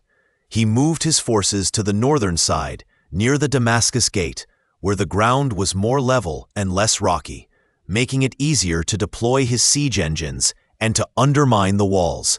This strategic shift proved decisive. His sappers, skilled in tunneling, began to dig beneath the foundations of the ramparts, intending to collapse sections of the wall. On September 29th, a section of the wall near St. Stephen's Gate, weakened by constant bombardment and undermining, finally crumbled, creating a breach. The sight of the gaping hole in their defenses sent a wave of despair through the city. The defenders launched a desperate counterattack. But they were overwhelmed by the sheer numbers and disciplined ferocity of Saladin's troops. With the breach open, the city's fall was imminent. Balian of Ibelin, knowing that further resistance was futile and would only lead to a massacre, sought terms from Saladin. What followed was a moment that would forever define Saladin's legacy and stand in stark contrast to the brutal conquest of Jerusalem by the First Crusade almost 90 years earlier. When the Crusaders had taken Jerusalem in 1099, they had unleashed a horrific slaughter, wading through streets ankle-deep in blood, massacring Muslims and Jews indiscriminately. Saladin, however, was determined to avoid such bloodshed. He initially demanded unconditional surrender, but Balian, in a desperate gamble, threatened to destroy the Dome of the Rock and the Al-Aqsa Mosque, to kill all Muslim prisoners, and to slaughter their own wives and children before setting fire to the entire city, rather than see it fall into Muslim hands. This was a bluff, of course, but it was a powerful one, appealing to Saladin's deep reverence for the holy sites and his desire to preserve life. Historians still debate the exact sequence of negotiations and the degree to which Balian's threat influenced Saladin. Some scholars suggest Saladin's magnanimity was always his intention, a calculated move to secure his reputation as a benevolent and just ruler, and to differentiate his conquest from the barbarity of the First Crusade. Others believe Balian's desperate plea, coupled with the practical considerations of managing a blood-soaked city, played a significant role. Regardless, Saladin, after much deliberation, relented. He offered terms of surrender that were remarkably lenient for the time. On October 2nd, 1187, Jerusalem formally surrendered to Saladin. The date held special significance for Muslims, as it was the 27th day of Rajab, the anniversary of the Prophet Muhammad's night journey and ascension. Saladin rode into the city not as a vengeful conqueror, but as a liberator. The Christian population was given 40 days to pay a ransom for their freedom, 10 dinars for men, 5 for women, and 1 for children. Those who could not pay were to be enslaved. However, Saladin, along with his brother Al-Adil and other wealthy Muslim commanders, showed immense compassion. They paid the ransoms for thousands of the poor and elderly, allowing them to leave the city freely. The patriarch Heraclius, who had amassed a vast personal fortune, was allowed to leave with his treasures, a decision that drew criticism from some of Saladin's own men, but which Saladin permitted, perhaps as a gesture of goodwill or a desire to avoid further conflict. The scenes that unfolded in the days following the surrender were a stark contrast to the horrors of 1099. Long lines of Christians, carrying what few possessions they could, streamed out of the city gates, protected by Saladin's soldiers from any harassment. Muslim women and children, who had been enslaved by the Crusaders, were released and reunited with their families. A poignant moment of justice for those who had suffered under Frankish rule. The churches, with the exception of the Church of the Holy Sepulchre, which was carefully protected and allowed to remain open for Christian pilgrims, were converted back into mosques or used for other purposes. The cross that had stood atop the Dome of the Rock was ceremoniously pulled down, and the dome was cleansed with rosewater, restoring it to its Islamic sanctity. Saladin's magnanimity extended beyond the immediate surrender. He ensured the safety of Christian pilgrims, allowing them continued access to the Holy Sepulchre, albeit under Muslim supervision. This policy, though pragmatic, was also deeply rooted in Islamic tradition, which recognized and respected the people of the book, Christians and Jews. This act of clemency cemented Saladin's reputation in both the Muslim and Christian worlds. Even in Europe, where he was seen as the ultimate adversary, his chivalry and generosity were grudgingly acknowledged. The fall of Jerusalem sent shockwaves across Europe, igniting a fervent call for a new crusade. Pope Urban III reportedly died of shock upon hearing the news, though this is likely apocryphal. His successor, Pope Gregory VIII, issued the papal bull Audita Tremendi, urging all of Christendom to take up arms and reclaim the Holy City. This call would lead to the Third Crusade, a massive undertaking involving three of Europe's most powerful monarchs: Emperor Frederick Barbarossa of the Holy Roman Empire, King Philip II of France, and King Richard I of England, known as Richard the Lionheart. For Saladin, the recapture of Jerusalem was the pinnacle of his career, the fulfillment of a lifelong ambition. It was not just a military victory. It was a spiritual triumph, a restoration of Islamic pride and sovereignty over one of its holiest sites. The city, which had been under Crusader rule for 88 years, was once again in Muslim hands. The minarets, silent for decades, once again echoed with the call to prayer. The streets, once dominated by Latin chants, now resonated with the sounds of Arabic and the reverence of Muslim worshippers. The profound impact of this victory resonated for centuries. It solidified Saladin's place as one of the greatest figures in Islamic history, a symbol of justice, piety, and military prowess. His treatment of the conquered, his adherence to a code of honor, and his respect for the holy places, even those of his adversaries, set a precedent that was both remarkable and enduring. The image of Saladin, the chivalrous conqueror, would be passed down through generations, inspiring countless tales and shaping the perception of Muslim leadership. Yet, even in triumph, there were whispers of the challenges to come. The Third Crusade was already gathering strength, a storm brewing on the horizon. Saladin knew that the struggle for the Holy Land was far from over.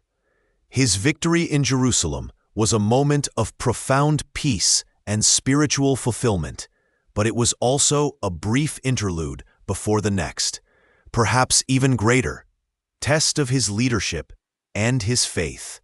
The walls of Jerusalem, now under Muslim control, perhaps whispered stories to the stars of the shifting tides of power, of the fleeting nature of dominion, and of the enduring human quest for the sacred. The air, once thick with the dust of battle, now carried the sweet scent of rosewater and the quiet prayers of a city reclaimed, a testament to a victory won not just by the sword, but by a spirit of magnanimity that transcended the brutality of war. The year 1190 dawned with a new, chilling wind sweeping across the Levant, a wind that carried the scent of distant European ambition and the clang of fresh armor. Saladin, ever vigilant, watched the horizon, knowing that the greatest challenge of his reign was about to land upon his shores. The fragmented forces of the Second Crusade had been a nuisance, a series of skirmishes. But what now approached was different. This was the Third Crusade, a massive undertaking born from the shock and outrage that had reverberated through Christendom after the fall of Jerusalem. Its leaders were not minor counts or dukes, but the crowned heads of Europe themselves. Frederick Barbarossa, the Holy Roman Emperor, Philip Augustus, King of France, and the formidable Richard I, King of England, soon to be known as the Lionheart. The first to arrive, though his journey was tragically cut short, was Frederick Barbarossa. His vast army, estimated at over 100,000 men, had set out overland from Germany, a river of steel and faith flowing through the Balkans and Anatolia. Saladin had received intelligence reports of their progress, the sheer scale of the force a cause for concern, even for his seasoned commanders. Yet, fate intervened in an unexpected and decisive manner. In June of 1190, while crossing the Salif River in Cilicia, Frederick Barbarossa drowned. The exact circumstances remain somewhat shrouded in the mists of time. Some accounts suggest he was attempting to cross a swift current. Others, that he was bathing and suffered a heart attack. Regardless, his sudden death plunged his mighty army into disarray. Many of his soldiers, disheartened and leaderless, turned back, their crusade effectively over before it had truly begun. A much diminished contingent, carrying their emperor's body, continued to Antioch, a shadow of the force that had departed Germany. This unexpected turn of events granted Saladin a crucial reprieve, allowing him to focus his resources on the two remaining, equally dangerous monarchs, Philip Augustus and Richard the Lionheart, having opted for the sea route, arrived in the Holy Land in the spring and summer of 1191, respectively. Their immediate objective was the city of Acre, a vital port that had been under siege by the remnants of the Crusader forces for nearly 2 years. This protracted siege had become a grim, grinding affair, a testament to the stubborn resilience of both sides. Saladin had repeatedly attempted to relieve the city, launching attacks on the Crusader camp that encircled it. But the Frankish lines, though suffering terribly from disease and famine, held firm. The arrival of the French and English kings with their fresh troops, siege engines, and seemingly inexhaustible supplies tipped the balance decisively. The atmosphere around Acre intensified with their arrival. Philip Augustus, a shrewd and pragmatic leader, quickly set about organizing the siege, deploying his engineers and catapults with efficiency. But it was Richard, when he finally landed in June 1191, who brought a new surge of energy and ferocity to the Crusader effort. He was a king forged in battle, renowned for his personal courage and tactical brilliance. His presence was felt immediately. The Frankish morale soared, while a palpable sense of unease settled over Saladin's forces. The final assault on Acre was relentless.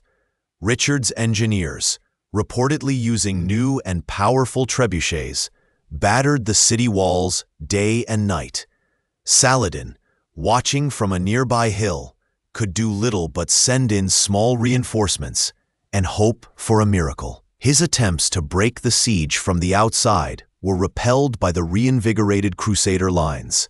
The city, exhausted after 2 years of blockade and bombardment, finally capitulated on July 12, 1191.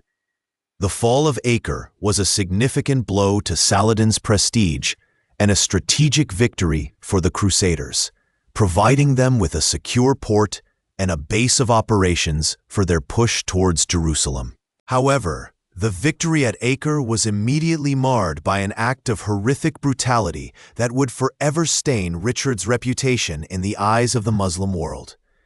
Following the surrender, negotiations began regarding the fate of the city's Muslim inhabitants and the terms of their release.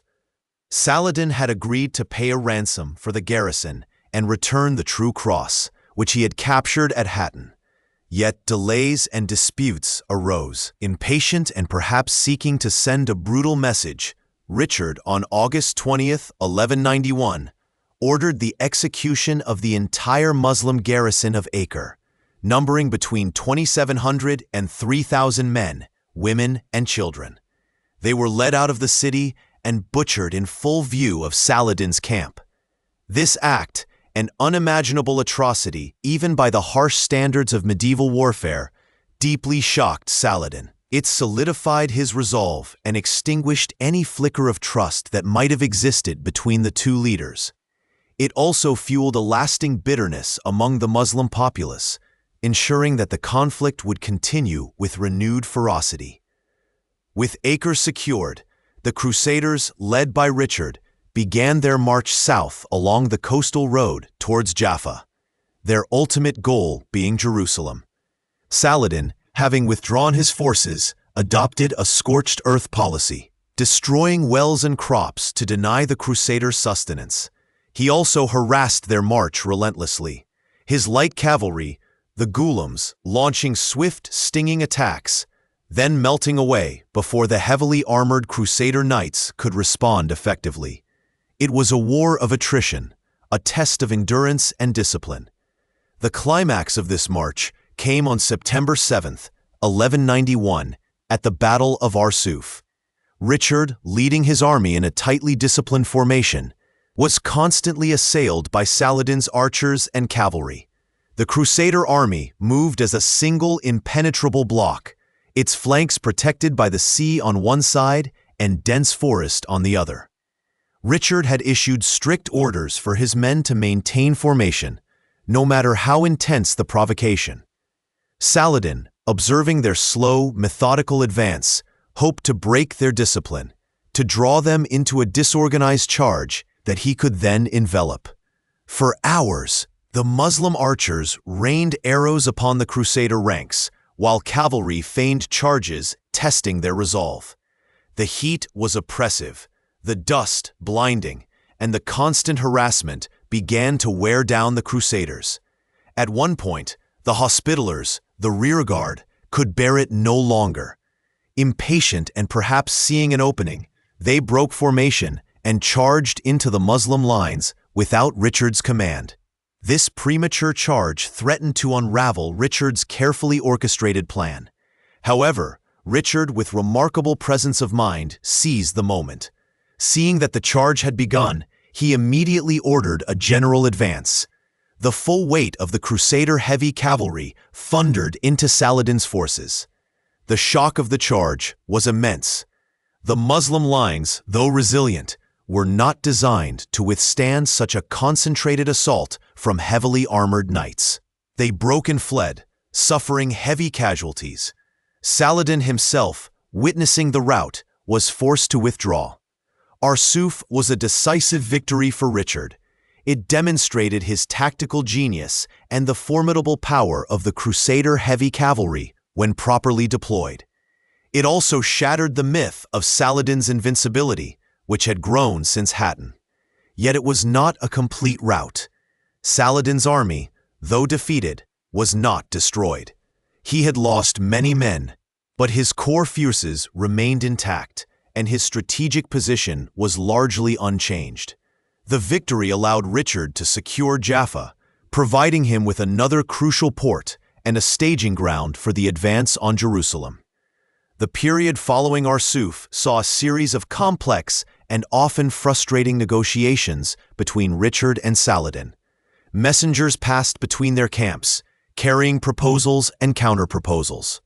Richard, ever the pragmatist, understood the immense difficulty of capturing and holding Jerusalem, especially with his army dwindling due to disease and desertion and his supply lines stretched thin.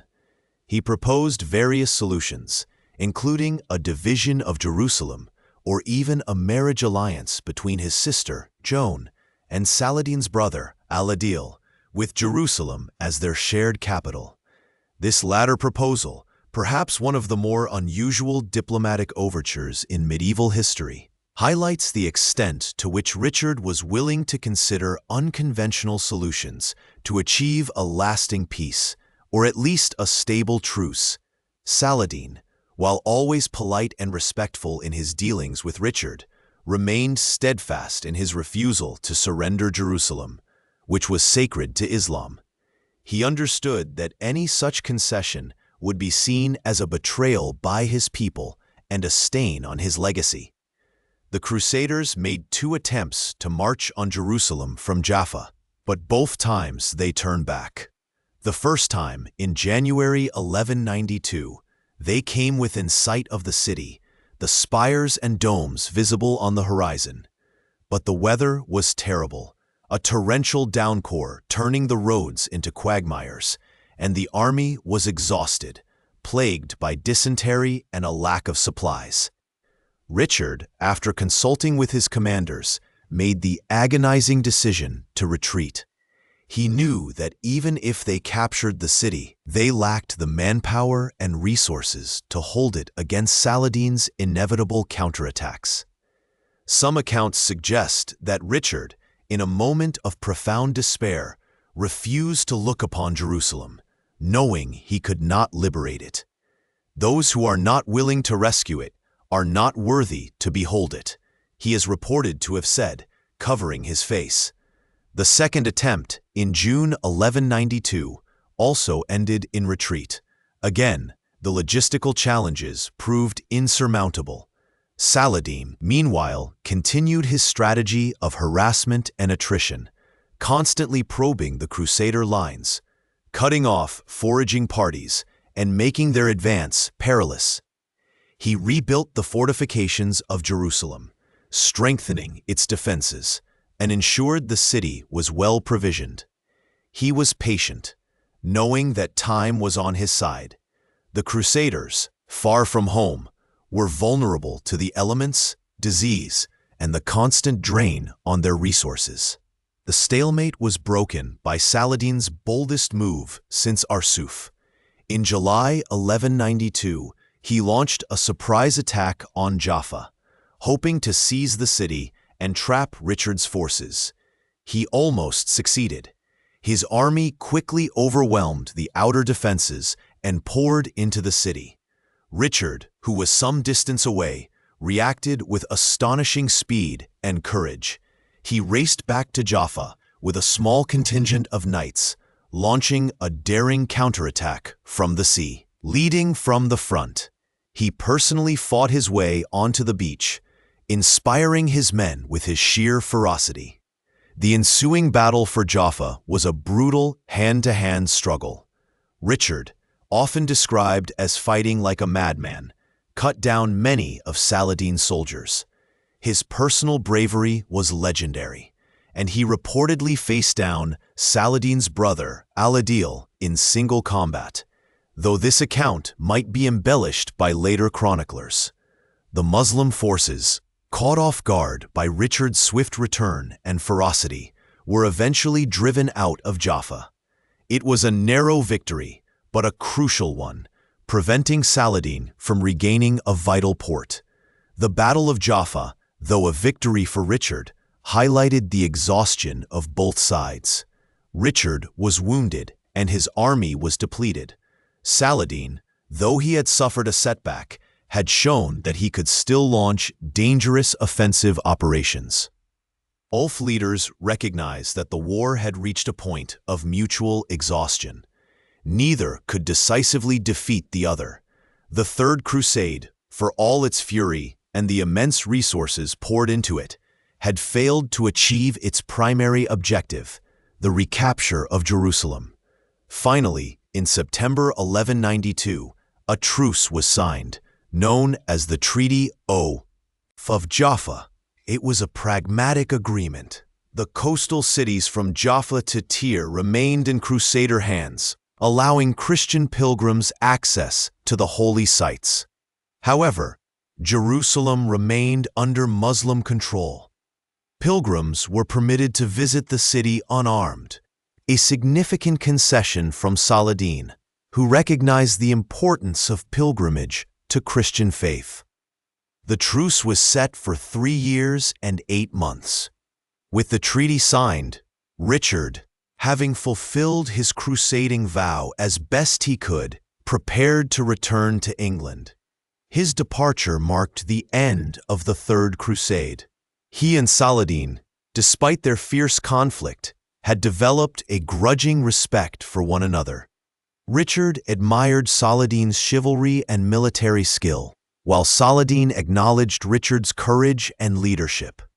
This mutual respect, a curious blend of admiration and animosity, is perhaps one of the most enduring legacies of their epic confrontation. Historians still debate the extent of this personal respect, some arguing it was a genuine bond forged in battle, others seeing it as a romanticized notion crafted by later chroniclers to add a heroic sheen to the conflict. Regardless, their rivalry, their strategic dance across the battlefields of the Holy Land, remains one of the most compelling chapters in the history of the Crusades. Saladin, having successfully defended Jerusalem against the mightiest kings of Europe, had secured his legacy. He had proven that the Latin kingdom, though still present, could not reclaim its lost heart. The Third Crusade, for all its sound and fury, had ultimately failed to dislodge him from his dominion. The land, still scarred by battle, breathed a collective sigh of relief as the great European armies finally turned their backs on the Levant. But the peace was fragile. A temporary lull in a conflict that had already spanned decades and would continue to shape the destiny of the region for centuries to come. The air, once thick with the dust of battle and the cries of warring armies, began to settle, carrying with it the scent of compromise and exhaustion. For months, the Third Crusade had raged, a relentless tide of European ambition crashing against the steadfast shores of Saladin's resistance. Yet, even the most fervent crusaders and the most determined defenders eventually felt the weariness of endless conflict. Richard the Lionheart, a warrior of immense courage and strategic mind, found himself in a peculiar dance with Saladin, a dance of skirmishes and parleys, of mutual respect born from fierce opposition. The turning point, or perhaps the inevitable conclusion, arrived in the form of negotiations. Messengers traversed the contested lands, carrying proposals and counter-proposals between the two great leaders. Saladin, ever pragmatic, understood that a lasting peace, even one that did not fully restore Jerusalem to Muslim control, was preferable to perpetual war, which bled his resources and his people. Richard, for his part, recognized the futility of trying to hold Jerusalem without significant local support, and the immense cost in lives and treasure required to dislodge Saladin entirely. Finally, in September of 1192, a treaty was signed, known to history as the Treaty of Jaffa. It was not a grand, sweeping victory for either side, but rather a carefully balanced compromise. The coastal cities, from Jaffa to Tyre, remained in Crusader hands, providing them with a foothold in the Levant. Ascalon, a strategically important fortress, was to be dismantled, a testament to the mutual desire to reduce flashpoints of conflict. Most significantly, Jerusalem remained under Muslim control, but a critical concession was made. Christian pilgrims were granted free and unmolested access to the Holy City. This was a profound act of statesmanship from Saladin, demonstrating his understanding that the true essence of the Crusader quest was often spiritual pilgrimage, not merely territorial conquest. It was a testament to his belief in religious tolerance, a principle he often upheld even in times of war. The treaty, though imperfect, brought a much-needed cessation of hostilities. Richard, having achieved what he could, departed the Holy Land shortly after, leaving behind a fragile peace. Saladin, too, felt the immense weight of the years of campaigning.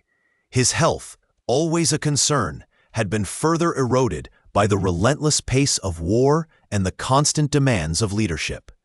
He had spent nearly a decade on campaign, enduring incredible hardship alongside his men. With the immediate threat of the Crusaders largely contained, Saladin turned his attention to the internal affairs of his vast empire. He had always been a ruler deeply concerned with justice and the welfare of his subjects. He devoted his remaining months to consolidating his administration, ensuring fair taxation, and promoting education and religious scholarship. He understood that a strong and stable state was built not just on military might, but on the contentment and prosperity of its people. He continued his practice of holding open court, allowing even the humblest supplicant to present their grievances directly to him. Stories abound of his meticulous attention to detail, his patience in listening, and his unwavering commitment to upholding the law.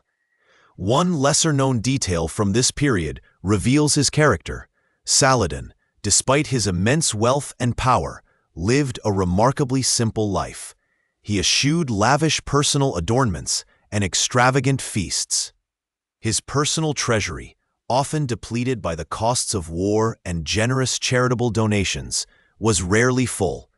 He viewed the resources of the state as a trust to be used for the benefit of his people, not for personal indulgence. This asceticism, combined with his piety, further endeared him to his subjects and cemented his image as a truly righteous ruler. In the early months of 1193, Saladin fell gravely ill.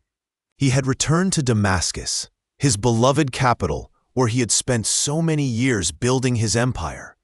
The illness progressed rapidly, and it became clear that his time was drawing to a close. His sons, his trusted emirs, and his loyal servants gathered around him, their hearts heavy with grief. As his life ebbed away, his final instructions were characteristic of his humility and foresight. He urged his sons to remain united, to continue his legacy of justice, and to protect the Muslim lands. On March 4, 1193, Saladin, Sultan of Egypt and Syria, the unifier of the Muslim lands, and the formidable opponent of the Crusaders, passed away. He was just 55 years old. His death sent shockwaves across the Islamic world, and even among his former enemies. Richard the Lionheart, upon hearing the news, is said to have expressed genuine sorrow, acknowledging the loss of a truly noble adversary. The immediate aftermath of his death, however, presented a challenge. Historians still debate the extent to which Saladin foresaw the fragmentation of his empire. While he urged unity among his sons, he did not designate a single successor with absolute authority over all his domains. Instead, he divided his vast territories among his various sons and brothers, hoping that family ties would ensure cooperation. Perhaps he believed that no single individual could truly bear the immense burden of ruling such a diverse empire alone, or perhaps he trusted in the strength of his family. However, this division, while seemingly benevolent, ultimately led to internal strife and a period of succession struggles among the Ayyubid family members, weakening the unified front he had so painstakingly forged. It would take years for a new stable order to emerge from the ensuing power struggles. Despite these internal challenges after his death, Saladin's enduring reputation as a just and formidable leader was cemented almost immediately. His contemporaries, both Muslim and Christian, recognized his exceptional qualities. For Muslims, he became the paragon of a righteous ruler, a mujahid, or holy warrior, who defended Islam and restored Jerusalem. His chivalry, his generosity, and his unwavering faith became legendary. Poets sang of his courage and wisdom.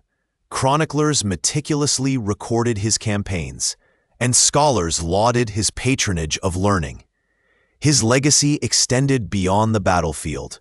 He was remembered for his administrative reforms, his efforts to promote education and religious institutions, and his commitment to justice for all his subjects, regardless of their faith. He funded hospitals, established schools, and ensured that the poor and needy were cared for. These actions, often overshadowed by his military prowess, were equally vital in shaping the thriving society he governed. Even in Europe, among those who had once sought to conquer him, Saladin earned a grudging respect, and in some cases, outright admiration.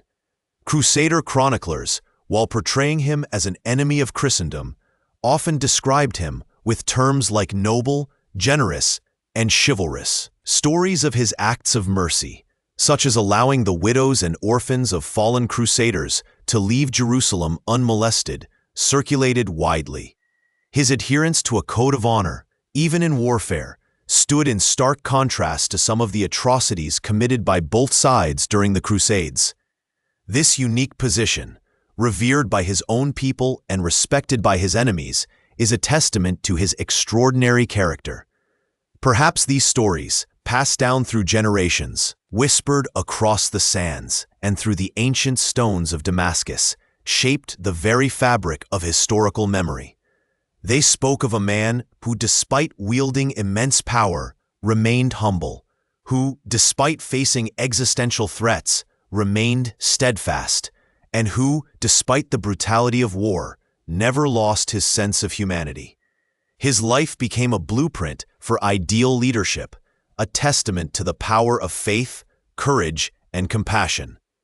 Saladin's name continues to resonate, not just as a conqueror, but as a symbol of justice, tolerance, and unwavering resolve.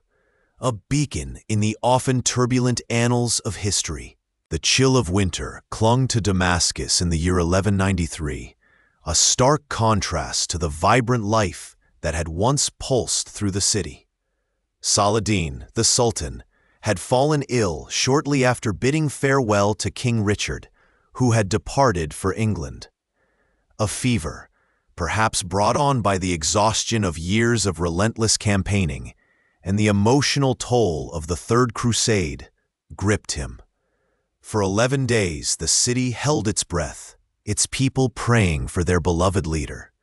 Yet, on the 14th of Safar, in the year 589 of the Hijra, corresponding to March 4th, 1193, the whispers turned to wails. Saladin, Yusuf ibn Ayyub, the Lion of Islam, breathed his last. His death was met with profound grief, not just in Damascus, but across the lands he had unified. The chroniclers of the time, even those from the Crusader states, noted the widespread sorrow. Imad ad-Din al-Isfahani, his trusted secretary, described the scene. The city was plunged into mourning, its streets filled with lamentation. Men and women wept openly, as if they had lost a father. His passing marked not only the end of a remarkable life, but also a pivotal moment in the history of the Ayyubid dynasty he had founded. The immediate aftermath of his death revealed a poignant detail about his personal wealth, or rather, his lack thereof. Despite ruling over a vast and prosperous empire, Saladin had amassed very little personal fortune. His treasury, when examined, contained only a single dinar and 47 dirhams. The rest had been distributed to his people, to his soldiers, or invested in public works and charitable endowments. He had lived by the principle that the wealth of the state belonged to the people, not to the ruler. This stark simplicity at his deathbed served as a powerful testament to his piety and his unwavering commitment to justice, further solidifying his image as a selfless leader in the eyes of his contemporaries and succeeding generations. His burial was modest, reflecting his humble nature. He was interred in the garden of the citadel of Damascus, a quiet place beneath the shade of trees. Later, a mausoleum was constructed for him, a simple structure that still stands today. Adjacent to the Umayyad Mosque, it is a place of quiet contemplation where the echoes of his life seem to linger in the ancient stones. The legacy Saladin left behind was multifaceted and deeply ingrained in the fabric of the Middle East.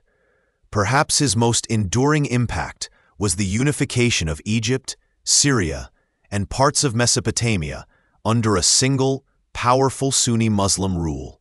Before him, the region had been fragmented, vulnerable to external pressures and internal strife.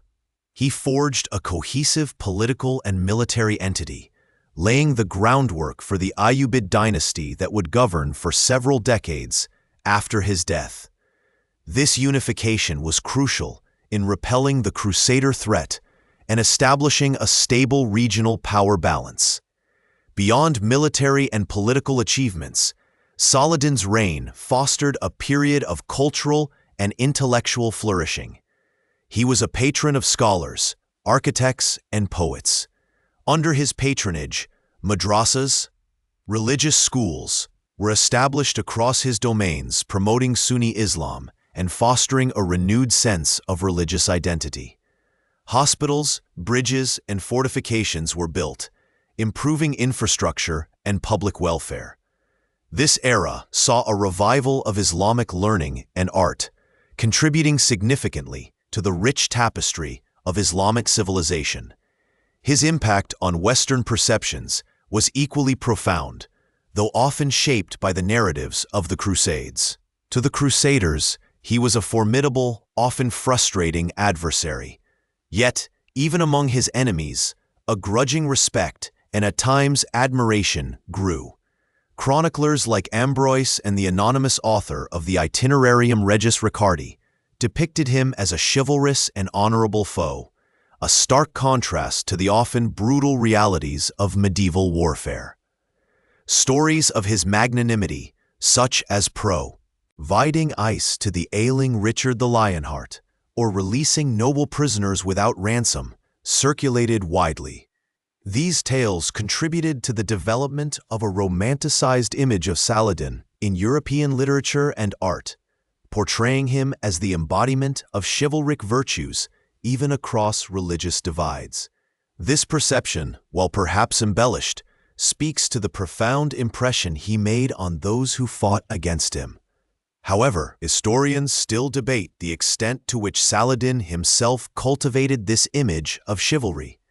Some argue that his actions were primarily pragmatic, aimed at securing strategic advantages or maintaining a certain moral authority. Others contend that his piety and personal code of honor genuinely guided his interactions, even with his enemies. The truth likely lies somewhere in between, a complex interplay of strategic calculation and deeply held beliefs. His legacy also reverberated through the centuries in the form of resistance and liberation movements. In the modern era, Saladin has been invoked as a symbol of Arab unity and a figurehead for those seeking to reclaim Arab and Islamic lands from foreign domination. His name became synonymous with strength, resilience, and the successful defense of one's homeland. This appropriation of his image, while powerful, sometimes overlooks the nuanced historical context of his own era. Your religious and political motivations were inextricably intertwined. The Ayyubid dynasty, Though it faced internal struggles and external pressures after Saladin's death, continued his policies of strengthening Sunni Islam and maintaining a strong military. His brother, al-Adil, and later his son, al-Afdal, struggled to maintain the unity he had forged.